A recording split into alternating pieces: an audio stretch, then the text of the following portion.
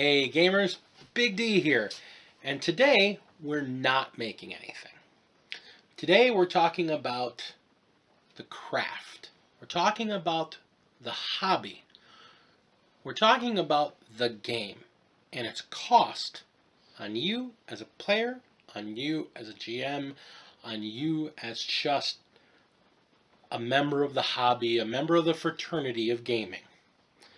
This is for role players. This is for war gamers. This is for people that just paint minis and like making little colored army men. We're not going to hit the table, so we're just going to come right back.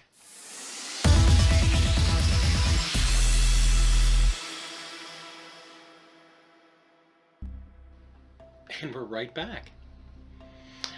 So this weekend was the 30th anniversary of Warhammer. And me and my 20-year-old son went and dropped a lot of money at the store. And that's what kind of prompted this. First thing I want to do is I want to do a shout out to the Games Workshop store in the Layton Plaza here in Milwaukee. He sold me on this game. He sold me on Kill Team. I've been a fan of Warhammer 40k for a long time, and he sold me on Kill Team. And that's what we're going to talk about a little bit too, because this was a $40 investment. And in my mind, this is worth 10 times that. Talk about why. Gaming, whether it's role-playing, whether it's wargaming, gaming is a hobby. A hobby is something you do to enrich your life and to gain enjoyment when you're not doing your day-to-day job. When you're not trudging through the mundanity of day-to-day existence. Some people play video games. Some people are movie buffs. Some people do woodworking. We're gamers. Let's just be honest about it. It's what we do. Now the problem is that when you've been gaming for all like I have, you have a room full of gaming stuff. You can't see this whole wall. You're seeing this much of the wall here. This shelf behind you is 1/10 of the bookshelves in this room that are covered with gaming books and gaming materials. You guys have seen pictures of my workspace. That workspace is the stuff I'm working with on right now. I've got a cabinet, and I've got several containers, and I've got a portion of my attic, and I've got stuff everywhere. I budget for it. Budgeting. Budgeting is not just about money. Budgeting is about taking a resource and slicing it up and what you're going to spend on it. We're going to talk about a couple of those different gaming resources and how you use them. Now, a lot of this is aimed at newer gamers, people getting into the hobby, people getting into crafting, people getting into wargaming, people getting into D&D, and are just seeing this overwhelming tidal wave of stuff and going, I can't possibly. You can't. I'm going to talk about how and why.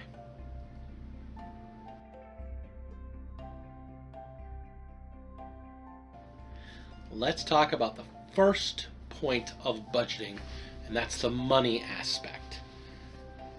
Money is a finite resource. Not everybody makes a ton of money. I don't make a ton of money. I make enough to get by. I get enough to get by and take care of my family. My wife and I both work. We both work full time. So we have a finite number of resources after we pay our bills and buy the groceries and pay the gas and all the other things we have to pay for. So money is that finite resource. So we have to budget. I have to budget. I have a budget. This is how much money I'm allowed to spend on my crafting materials, on my gaming materials, on my hobby. This is how much I'm allowed to spend a paycheck, how much I'm allowed to spend a month, how much I'm allowed to spend a year. I have a budget. If I want something big, I'll often have to save for it. I can't go every weekend like I did this past weekend and drop several $100s on stuff. Not everybody can. Some people can. Some people have money coming out of their ears, and I wish I were them. I bet all of us wish we were them. We could just have the money to buy whatever we want, whenever we want, however we want. But the money shouldn't be a barrier to keeping you from the hobby. You may have to budget your time or your money. So let's start with the money. Perfect example. My son. My son is a 20-year-old young man, starting school, has a part-time job. You know, he pays me for room and board, not a lot. And, you know, he doesn't make a lot of money doing what he does. But he enjoys his job. But he loves the game. He role plays more than he war games. And he's got quite a bit of resources when it comes to his role playing. Because I have the books for most of the games he plays, he uses my books, puts them back when he's done. The ones he doesn't, he specifically has asked for using birthday money, holiday money, and then once he got his own job, he spends his own money on them. Now, he's been role-playing in the 40K universe. He loves the 40K universe, and he's been wanting to play. And he's been looking at my older minis that were sitting on the shelf, and a very good friend of mine who owns a gaming store decided to get out of the minigame, and so he had a box of Dark Vengeance that was given to him as a promo piece that he said, hey, I don't need any more. Big D, you play Warhammer. Ray loves Warhammer. Go ahead and take that. So me and Ray have been looking at that going, oh, this is cool. But we didn't play. We were looking at it, but we didn't play. Wanted to build them, but we didn't play. Then 8th edition came out. And 8th edition was pretty cool. And it kind of cleaned up a lot of the problems we'd had with the earlier rules. I used to play back during 2nd edition and 3rd edition, so I was like, these look a lot better. Maybe we'll get into this. It's kind of expensive. I don't know if we're going to do this. It's kind of expensive. And then Kill Team came out. And Kill Team came out, and suddenly the price of the game went way down. Because now for $40, I've got a book to run the game, and I only need 20 miniatures for my entire force, at most. That's great. That's a lot less of an investment. I might be able to try a couple different factions I didn't have before. This is a really great game. So I've been reading it and looking at it and reading and looking at it, but I hadn't bought it yet. Been reading a lot on it, watching a lot about it. My son and I have been talking about it. We went to the Warhammer, the Games Workshop store in my neighborhood last week. And the game owner there, the game store owner, was amazing. He recognized that not everybody can just dump shoulders in and drop all that money and just dive in. And I was there with the Kender, which you see in these videos, who's never played a war game before. But she saw these pretty miniatures because she wants to paint miniatures, and she started painting miniatures, and she's pretty good at it. And she saw these beautiful miniatures, and she's like, oh, I don't know if I want to play, but I really like the idea of painting some of these. And so he spent the time introducing her to the different factions and how the games are played and how the figures play into it. And when we left last week, she was like, you know, I might play this. It's kind of neat. I don't know about this 40K stuff, but I like the Warhammer, the Age of Sigmar stuff. I'm like, well, we'll talk about it. And then we saw the stuff from Las Vegas Open for the Sisters of Battle, and she's like, oh, I like these guys. So she'll probably be playing Sisters of Battle when they come out, which is pretty cool. She's never played a war game before. Never in the nearly 30 years I've known her. She's never played a war game before. So this is new territory for her. It's great. So we went back this week and took my son in, and we were looking at stuff and looking at Marines and looking at Plague Marines and looking at Adeptus Mechanicus, and he's drawn to the Astra Militarum. He loves the Imperial Guard. He really loves them. The lore behind them, the story behind them. He's a role player. He loves the story and lore. So we're looking at it, and I'm like, you know what? Screw it. 30th anniversary, if we buy some stuff, we'll get some free stuff. I could use some of those art prints. They look really nice on the walls in the gaming room. I think I'm going to get a couple things. I'm looking through the rule book for Kill Team, and I go, hey, Ray, that's my boy's name, you can play Militarum in Kill Team. You can play the guys you love in this starter version of the game, this lower investment game. And he went, I can? And I'm like, yeah. So he went, Dad, I'm all in. And he spent a half a paycheck to start collecting for the Astra Militarum, and then buy an extra Cadian assault squad, and buy an infantry squad or a command squad. He bought a whole bunch. He knows the Cadians. He knows the Astra Militarum. They're his favorite. So he went and bought a whole bunch of those figures. And he's absolutely happy. That for him was a huge expense. We were driving home, and he's like, Dad, I spent almost $200. And I'm like, yeah, you did. But we're going to play it, right? He's like, oh, yeah. Oh, but I got to paint him. I'm going to paint him. I'm not that good at painter. I'm going to teach you. We'll paint him together. You're going to do most of it, but we're going to paint him together. Okay. They're pretty hard to build, though, aren't they? They're easy to build. I built them before. I built them for a friend who had an army way back in the day. I don't think the figures are that different.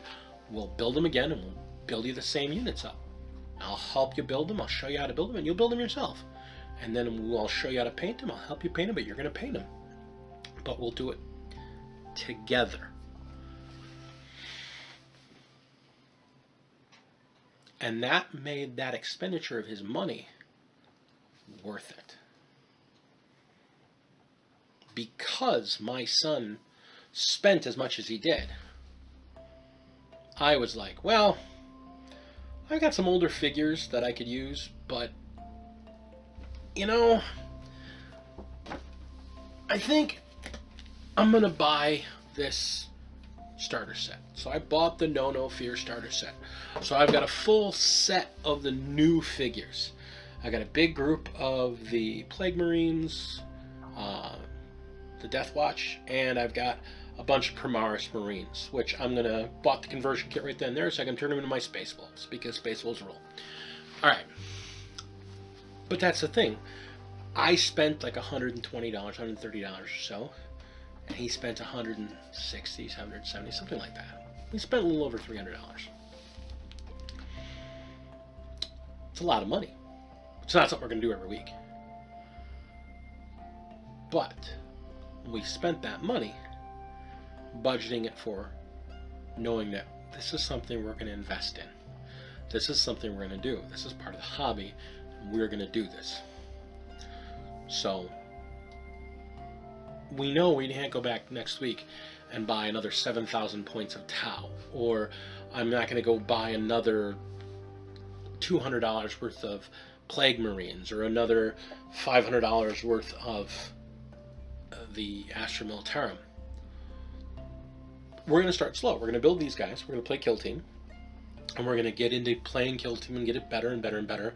And when we have these guys painted and built and we're confident, then we're going to spend a little bit more money and expand those units so we can play the full Warhammer 40k. And that's okay. We're budgeting. We're budgeting money. We're not just going all in and then we're going to have 30 boxes of mins lying around and they're not going to get painted, they're not going to get done, and I wasted all that money. there are times when I look at all of these gaming books I have, and a lot of them sit unused, and I wonder, did I waste my money on those? I spent a lot of money on them, but I'm still playing. And some of them I don't play anymore, and I still have them with the intent of someday playing again.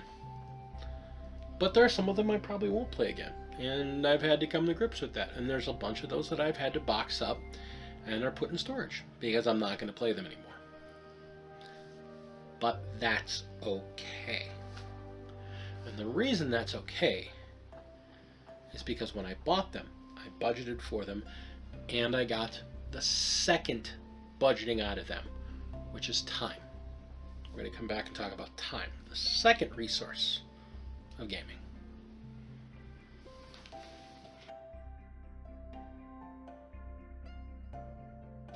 So money is a big thing in gaming. I mean, a book is $40, a box of soldiers is $30, a starter box $150. But time is just as important. If you spend hundreds and hundreds of dollars and buy all these books and they just sit on the shelf, why did you spend the money? Gaming is not a completionist thing. It's not a collection to complete. You buy them for a reason. You're buying them to commit time to them. And that's the other part of the hobby, is the time. You're going to have to take time away from something else to put time into a hobby. Some people play the guitar, and when they're not doing what they do, they play the guitar. They're practicing the guitar. They're tuning the guitar. They're taking care of their guitar. Some people do woodworking. They make boats. They make desks. They make little wooden ducks. Whatever. But they're doing their hobby. They're spending time on their hobby. Spending time on the hobby is why you're spending the money. You're investing your time and your money. So when we go back to me telling you that my son spent 160 of his dollars and I spent 120 of my dollars and we bought this stuff this weekend, the agreement was that we're buying these because we're going to spend time together to do this together. And unfortunately, the reality is, as I've gotten older, as he's gotten older, we don't get as much time together anymore. You know, he doesn't, I don't plop down he doesn't plop down on my lap and we sit and watch a Disney movie for 2 hours and he falls asleep and I have to put him in his bed. He's not that little tiny child anymore. You know, I can't run around playing catch with him because he doesn't find that fun anymore, because he's not a 5-year-old that thinks a big rubber ball and running all over the yard is the greatest thing ever. He's an adult. He spends his time with his girlfriend. He spends his time in his job. He spends his time running his games because he has a Sunday night game he runs. He has a Thursday night game he runs. He's a fabulous GM. I taught him well. So I taught him how to read with D&D books. He learned how to read the time he was 5 because he had to learn how to build a character in D&D. Points to D&D for that. Now, he's older and he wants to game with me. Now I've got a role-playing game that I run that he's not in, but I'm looking to run another one, and he wants to be in that. And that'll be great. I don't mind. I've ran for him before, and he's a good player. But he wants to run for me, and that's kind of neat too. It's thought of having my own son running a game I'm in. He did one before. He did a Skyrim-based D&D game. It was kind of fun. Interesting, seeing somebody who's not me, but learn from me how to GM. It's interesting. But it's about time. He wants to spend the time in the hobby with me. So we spent this money banking on him and me spending the time together. Heck, if I wasn't working on this video today, we'd be right now, we just spent about an hour cleaning up all the sprues and cleaning the figures so we can start assembling. And that's something we were going to try and do today, but we didn't have the time. My youngest likes the game. She's more of a computer gaming these days, but she's played D&D before. She enjoys it. And we've talked about painting miniatures. And She's kind of on the fence about it. She talks about painting. She's a really great artist when she does painting on a home. And I want to teach her how to paint miniatures the Games Workshop way, or the way I do, a couple different methods. And she's kind of, What I'm trying to build her on this is that it's time she would spend with me. And that's something we don't get a lot of, because she's an incredible artist. She's a singer, she's an actor, and she's going to school for these things. So she's got after school practices, and I come home from work late some nights, and she's got a real busy, full social schedule because she's your typical 16, middle of everything in the middle of the world type kid. So we don't have time to game, although she wants to game with me as well. So I'm trying to budget that time with the miniatures. And again, it's all about time. You get so much of it in a day. How much of that time do you get in your hobby? You got your work, you got your life, you got your family, you got all these things you have to budget time for.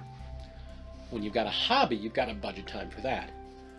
One of the things that you find fulfilling is being able to share that hobby with the people you love. I game with my kids, I game with my wife, I game with my ex-wife. We're still really good friends. We do all these things together because we enjoy spending time together. We invest that time. Now that we're doing the miniatures and we're really getting more into wargaming,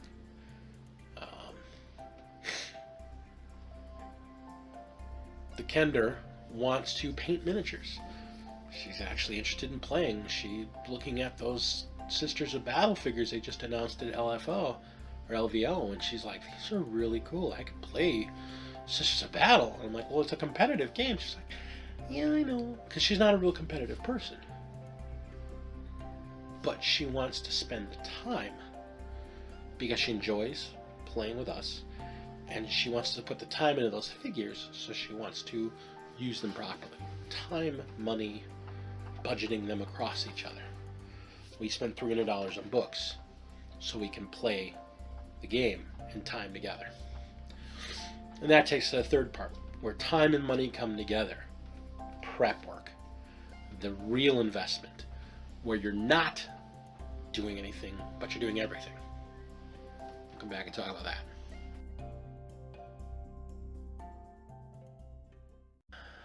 So, the third part of the hobby is preparation work. I really enjoy the prep work. That's why I build things. That's why I have a channel where I teach people how to build things to epic their board. That's why I'm building a gigantic schoolhouse to go in the middle of my combat board for the zombie apocalypse game I'm building. I'm building a school that's almost 2 feet square. That's going to fit in the middle of a 4 foot by 6 foot table. That's why I build the buildings I've done. That's why I build hills. That's why I come up with shortcuts and I build city streets and I make things. I like the prep work. That's part of the hobby. Some people don't see it as part of the hobby, and that's okay. But even if you're not building terrain, prep work, which is what terrain building is, but prep work on a whole is part of the investment, and it's where time meets money. The Kender followed my instructions and made a dozen more of these fences for me because I didn't have the time to make them and I needed more. She really wants to learn how to make terrain. She really wants help. And I call her the Kender because that's her nickname. She is very dear to me. She's learning how to build terrain, and she's learning how to paint miniatures, and she's learning how to play war games. And she's doing a lot of this because she wants to spend time with me, and because she wants to spend time with Ray and with Will, my younger. She wants to spend time with us. She wants to do things with us. And these are crafts and fun things we can do together. Costs money to buy the materials, time to do these things together, this prep work. The Kendra isn't going to run a game. She doesn't run games. She doesn't have the mindset, in her words, to GM a game. She'll help plan things. She'll help set things up. She loves building. She loves crafting. But she's not going to run a game. But that's okay. She's still doing the prep work, making my life easier to run games. Part of playing a war game, part of playing Warhammer 40k, for example, is building those figures and painting those figures. That's time. That's time and money on paints. You've got to commit to that. Painting the figures is not the point of the game. Playing the game is the point of the game. But if you really want to play the game well, you want to have that immersion. You want to have those figures. You want to have those well-painted, nicely crafted, good-looking figures. It's not part of the game, but it's part of the game. And that's prep work, and that's setting up for the game, and that's the other investment of time and money. Going to the store, setting up your army lists, planning out your projects, planning out your campaign, prepping your next adventure, getting your next module, writing up your treasure lists, all that ahead of time. That's a time investment. That's not time playing the game, but it's time part of the game, and it's part of the hobby. And that's the other thing you have to budget for. My Tuesday game runs every other week for 3 hours. We start at 7, we play till 10, that's it. But at some point in between those 2 weeks, I have to work a job, I have to take care of my family, I have to make some meals, I have to do stuff around the house that needs to be done, I have to work on this video, I have to build stuff for my channel, I have to write up and put things in my video blog, I have to plan what my next build is, I have to plan what that next adventure is, I have to make sure I have everything for the next adventure built and ready to go and rolled up, and everything that goes into the hobby and into real life, and I've got to budget that all. And that's the real struggle with running a game, and the real struggle with gaming on a whole. There are some young people that I've met playing at the gaming store that let the game consume them. If they're not at work, that's all they think about is the game. When I used to do the convention circuit and I was going to conventions I used to work for Wizards of the Coast. And I've written a couple books, so I've gone to conventions as an author, and I've gone to conventions as a member of staff for a gaming company, and I've gone there as a member of the staff for the convention. I've been doing this for a long time. There are some young people, and not always young people, when they get into a conversation, one of the first things is, let me tell you about my character. Oh, let me tell you about my army. Oh, let me tell you about this one-time gaming. And it's okay to share anecdotes. If we're having a conversation and it comes up and you want to talk about it, let's talk about it. But if that's all you have, if you're either in your mundane life doing the stuff that has to be done, or you're only focused on the gaming world, it's kind of easy to get lost. It's kind of easy for priorities to fall away. It's kind of easy for things to fall to the wayside, things to get forgotten, things to not get taken care of, responsibilities not done. It's easy to fall into the fun and not come back and look at what did I have to do. I was so focused on building that 3,000 point Cornish army that I'm eating ramen and hot dogs for the next 2 weeks. I was so busy writing up that D&D encounter and that D&D game that I stayed up so late that I couldn't work the next day. I was so busy building this great big dungeon to run my players in that I didn't go to my sister's for dinner. I didn't hang out with my kids. I didn't talk to my wife. gaming is a great hobby. But it's a hobby. And as wonderful and as great and as amazing as it is, and the creativity and the energy and the strength that it can give you, the mental peace of mind, it also has to be a hobby. Unless you're one of the very lucky people that get to do it for a living. And you'll notice, even the people that do it for a living, they step away from it and do other stuff. I think the greatest example of that is in the video game world. The guys at Blizzard that do World of Warcraft, there's a group of them that were developers and producers of the game that have a band that they performed at one of their conventions. And they performed as musicians, and they were so fun and so well thought of that they have a bunch of music videos. And they actually ended up with avatars in game of the band because they were so much fun doing something outside of the game that got brought into the game. So there's got to be some balance. Game, life, time, money, family, fun, obligations, taking care of business.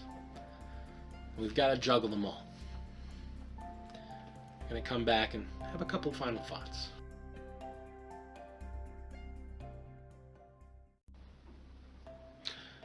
So first off, I want to apologize if this came off as really preachy. That's not my intent. If you're one of these older guys that's been around gaming forever, you know some of these things. You know these things. Hopefully you know these things. This is kind of aimed at the younger viewers, which I'm hoping the younger guys are coming and looking at this. The younger gals are seeing this, wanting to learn how to make stuff, and looking, hey, what's this video? What's this channel about?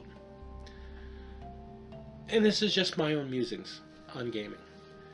And my musings are there because I've seen young people consumed. They're so into the hobby, they don't face them in real life.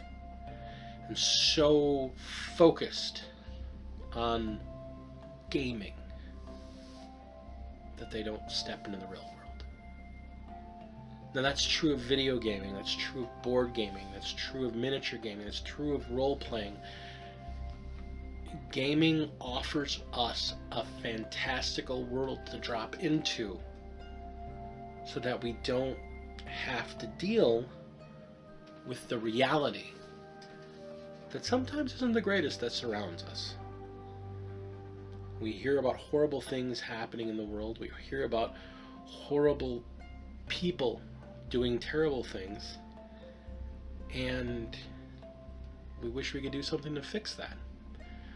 We see corrupt people doing things and getting away with them with no repercussions, and we want to do something about it, but we can't because we're just some guy in Wisconsin. So we turn to gaming to forget about some of those bad things. Some of us have problems. I've talked about it frankly. I have had to deal with bouts of depression, and I have mental illness, and I'm getting better, but it's a day-to-day thing.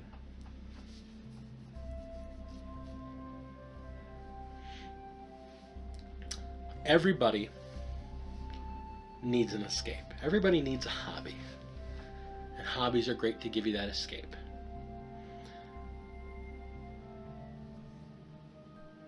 But a hobby is just that. It's an escape. It's a respite. It's not a solution. And maybe there are things from gaming we can learn that we can apply to real life. Teaching my kids how to read at a very early age. Teaching them the idea of cooperation, taking turns, helping, sharing. Did a lot of that using the game table. These are things the world can use. But there are times you need to step away from the gaming table and be in the world. That's part of that budgeting process. So, epic your life, gamers. Epic your game, but epic your life too. Next week, we'll be back with a project. Hopefully, we'll have this school more done and I can start showing you what we got going on. Until then, game on.